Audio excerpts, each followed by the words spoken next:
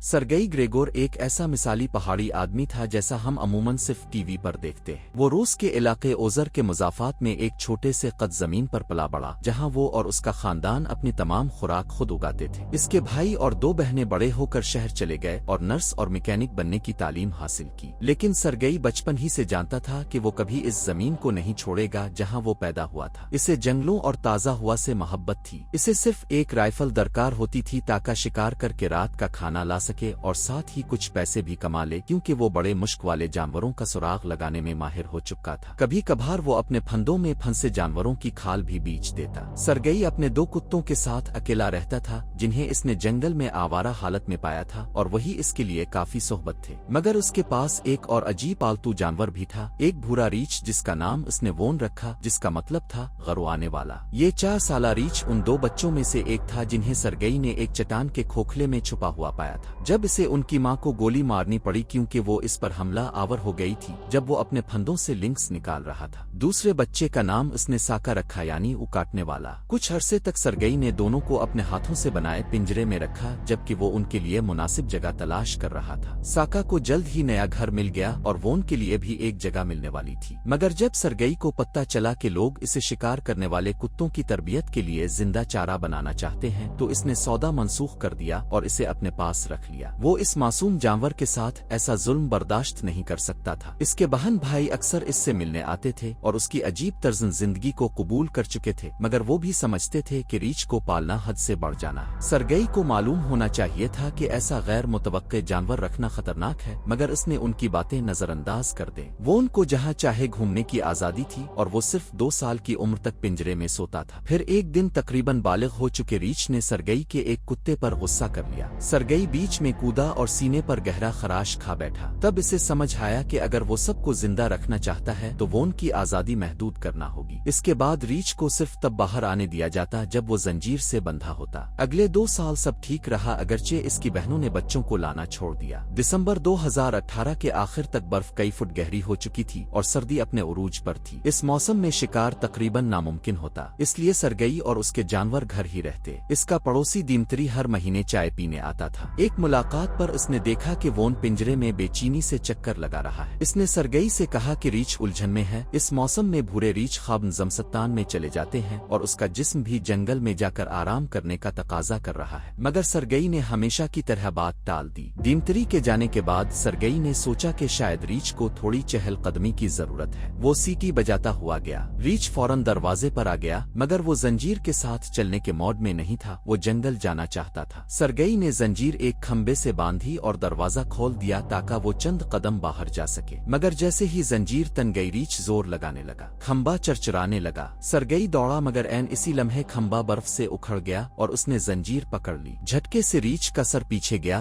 और वो पलट कर सरगेई पर झपटा। इसके ताकतवर पंजे ने सरगेई के सीने पर ऐसा वार किया कि इसकी छाती की हड्डी टूट गई और वो कई फुट दूर जा गिरा। शोर सुनकर दोनों कुत्ते बाहर आए। अगर वो ना आते तो शायद रीछ संभल जाता, मगर उनकी भूख ने इसे और पागल कर दिया। सरगेई सांस लेने के लिए हाँप रहा था। टूटी हड्डी फेफड़ों को दबा रही थी। रीछ ने एक कुत्ते को झपट कर बाढ़ से दे मारा और फिर सरगेई पर लपका। अब इसे सिर्फ तबाही नजर आ रही थी। सरगेई को आंखों के आगे तारे नजर आने लगे। वो देख नहीं पा रहा था, मगर उसने अपने प्यारे कुत्ते के चीथड़े होने की आवाज सुनी। फिर रीछ ने इसके सर को दांतों में पकड़कर खींचा और पंजों से जिस्म नोच डाला। चंद सेकंड में सरगेई बेजान हो गया। रीछ ने इसे भी फेंक दिया और जंगल की तरफ भाग गया। 2 दिन बाद वो वापस आया, भूखा और बेखबर के जंगल में कैसे जीना है। इसने वही खाया जो मौजूद था, सरगेई की लाश। जब खानदान और पड़ोसी को शक हुआ और वो पहुंचे, तब तक रीछ 2 हफ्ते में जिस्म को हड्डियों तक खा चुका था और कुत्ते की तरफ बढ़ चुका था। आखिरकार सरगेई की बहन मारिया ने बाकियात देखे, सफेद बर्फ पर सुर्ख धब्बे और हड्डियों का ढेर। वो फौरन गाड़ी में बैठ गई जब रीछ इसकी तरफ लपका। हुक्काम को इसे ढूंढ कर मारने में 2 दिन लगे। घर के अंदर मौजूद दूसरा कुत्ता मुजिजाना तौर पर जिंदा था, भूख से निढाल और शदीद खौफजदा। मारिया इसे अपने साथ ले गई। वही इसके भाई की आखिरी निशानी था। आज भी वो घर जंगल में खड़ा है, आहिस्ता आहिस्ता बोसीदा होता हुआ। हर सर्दी में खिले दरवाजों से बर्फ अंदर आती है। सरगेई ग्रेगोर के खौफनाक आखिरी अंजाम की खामोश यादगार।